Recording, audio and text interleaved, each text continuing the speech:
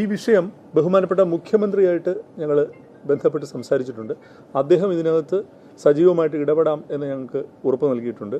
ബഹുമാന്യനായ, നമ്മളെല്ലാവരും സ്നേഹിക്കുകയും ബഹുമാനിക്കുകയും ചെയ്യുന്ന ബഹുമാന്യനായ ശ്രീ എം.എ. യൂസഫ് അലിയെ ഞങ്ങൾ ഈ വിവരം അറിയിച്ചിട്ടുണ്ട്. കാരണം അദ്ദേഹത്തിൻ്റെ പ്രിമിസസിലാണ് PVRൻ്റെ സ്ക്രീനുകൾ എറണാകുളത്തും തിരുവനന്തപുരത്തും ഉള്ളത്. അദ്ദേഹവും ഇതിനകത്ത് തീർച്ചയായിട്ടും ഇടപെട്ട് പരിഹാരമുണ്ടാക്കാം എന്ന് പറയുന്നുണ്ട്. എന്ത് പരിഹാരം എപ്പോൾ ഉണ്ടായാലും ഞങ്ങൾ ഊന്നി പറയാൻ ആഗ്രഹിക്കുന്നു, ഈ നഷ്ട ദിവസങ്ങളുടെ കോമ്പൻസേഷൻ ഞങ്ങളുടെ അംഗങ്ങൾക്ക് ലഭിക്കാതെ മലയാള സിനിമ PVRൽ ഉണ്ടാവില്ല. മറ്റൊരു കാര്യം കൂടി പറയാൻ, ബ്ലെസ്സി അത് തുടങ്ങി വെച്ച കാര്യമാണ്. ഞങ്ങളത് ഇന്നലെ തന്നെ ഞങ്ങളുടെ തമിഴ്നാട്ടിലുള്ള, തെലുങ്കാനയിലുള്ള, കന്നഡയിലുള്ള സഹപ്രവർത്തകരുടെ ആയിട്ട് ഞങ്ങൾ കമ്മ്യൂണിക്കേറ്റ് ചെയ്തു. ആ യൂണിയനുകളുമായിട്ട് ഞങ്ങൾ സംസാരിച്ചു, അവിടുത്തെ നിർമ്മാതാക്കളുമായിട്ട് സംസാരിച്ചു.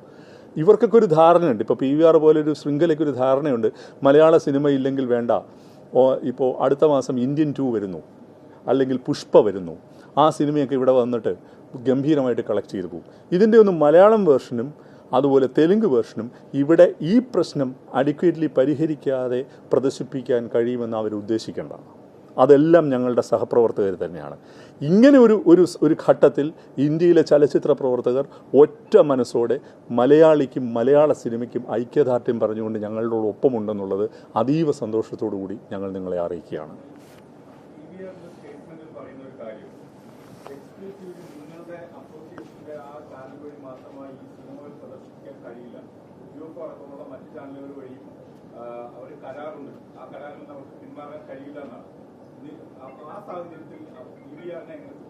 താങ്കളെ ഒന്ന് തിരുത്താൻ ആഗ്രഹിക്കുന്നു. ഞങ്ങളുടെ അസോസിയേഷനല്ല, പ്രൊഡ്യൂസേഴ്സ് അസോസിയേഷനാണ്. ഞങ്ങളിത് ഫെഫ്കയാണ്. അപ്പോൾ ഞാൻ അതിനകത്ത് എനിക്ക് അറിവുള്ളൊരു കാര്യം പറയാം. പ്രൊഡ്യൂസേഴ്സ് ഈ VPF എന്ന് പറയുന്നൊരു സംഗതി, വെർച്വൽ പ്രിന്റ് ഫീ എന്ന് പറയുന്നൊരു സംഗതി ഈ വർഷം അവസാനത്തോടുകൂടി ഇല്ലാതാവാൻ പോകുന്നൊരു സംഗതിയാണ്.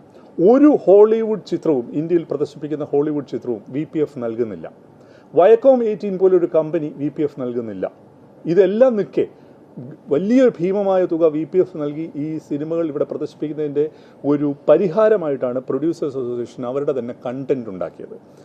അപ്പോൾ പ്രൊഡ്യൂസേഴ്സ് അസോസിയേഷൻ അവരോട് പറഞ്ഞത് ആ കണ്ടന്റ് യൂസ് ചെയ്യണം എന്നല്ല, VPF നൽകാം, പ്രൊഡ്യൂസേഴ്സ് അസോസിയേഷൻ നൽകുന്ന ടാരിഫിൽ നൽകാം. 1. 2, ക്യൂബോ UFOയോ ഏത് സർവീസ് പ്രൊവൈഡറെ വേണമെങ്കിൽ നിങ്ങൾ യൂസ് ചെയ്തോളൂ, ഞങ്ങൾ VPF നൽകാൻ തയ്യാറല്ല.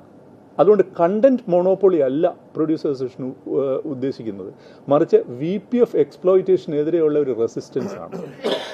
അത് ഒരു കേസ് ടു കേസ് അല്ലേ അത് പരിഹരിക്കേണ്ടത്? ഞാൻ നിങ്ങളോട് ചോദിക്കുകയാണ്. ഒരു ബ്ലാങ്കറ്റ് ബാൻ ഉണ്ടാക്കിയിട്ടല്ലല്ലോ അത് പരിഹരിക്കേണ്ടത്. ഫോറം മാളിൽ അതെ നെഗോസിയേഷൻ നടന്നുകൊണ്ടിരിക്കുകയാണ്. ഫോറം മാളിലും കോഴിക്കോടുള്ള ഒരു സ്ക്രീനിലുമാണ് ഈ ഇഷ്യൂ. അത് ആ കേസ് അവിടെ നിർത്തിക്കൊണ്ട് പരിഹരിക്കട്ടെ. ബാക്കി ഉള്ളിടത്തെല്ലാം VPF അടച്ച ആളാണ് ഇരിക്കുന്നത്. VPF അടച്ച ആളാണ് ഇരിക്കുന്നത്. അദ്ദേഹത്തിന് സിനിമ നിർത്തിയതിന്റെ ലോജിക്ക് എന്താ?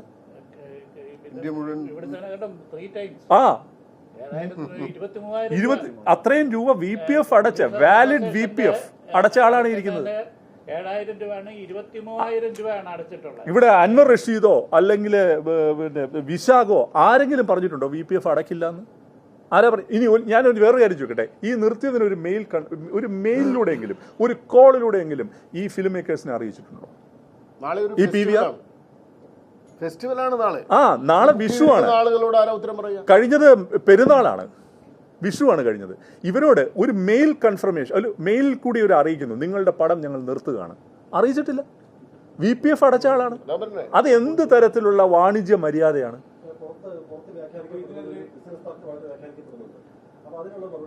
അല്ല, ഇതിൽ കൂടുതൽ എന്ത് വ്യാഖ്യാനാണ് വേണ്ടത്?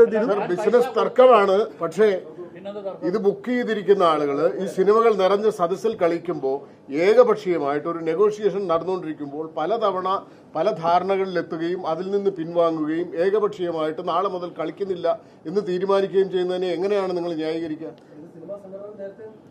അല്ല, ഇത് ഞാൻ താങ്കളുടെ ഇതിനകത്ത് ജെൻജി പറഞ്ഞതിനോട് ഞാനൊന്ന് കൂട്ടിച്ചേർക്കാം. ബിസിനസ് തർക്കം എന്താ? സ്പെസിഫിക് ആയിട്ട് 2 സൈറ്റിനെ കുറിച്ചാണ് ബിസിനസ് തർക്കം. ഒന്ന് ഫോറം മാൾ, ഒന്ന് കോഴിക്കോടുള്ള മിറാഷ് എന്ന് പറയുന്ന തിയേറ്റർ. 2 ബിസിനസ് സൈറ്റിലാണല്ലോ ഈ തർക്കമുള്ളത്. ഈ തർക്കം ഒന്നും മേശാത്ത ഇന്ത്യയിലെ മുഴുവൻ സ്ക്രീനുകളിലും ഞങ്ങൾ മലയാള സിനിമ കളിക്കില്ല എന്ന് പറയുന്നത് കാർട്ടൽ സ്വഭാവത്തോടെ പ്രഷറൈസ് ചെയ്യുന്നതല്ലേ? ആര് ഉയർത്തി? ഇല്ലല്ലോ. അതെല്ലാം പരിഹരിക്കപ്പെട്ടിട്ടുണ്ടല്ലോ. പരിഹരിക്കപ്പെട്ടിട്ടുണ്ടോ? അത് ഇങ്ങനെയാണോ പരിഹരിച്ചത്? ഇങ്ങനെയാണോ അത് പരിഹരിച്ചത്? ഏതാണ് ഒരു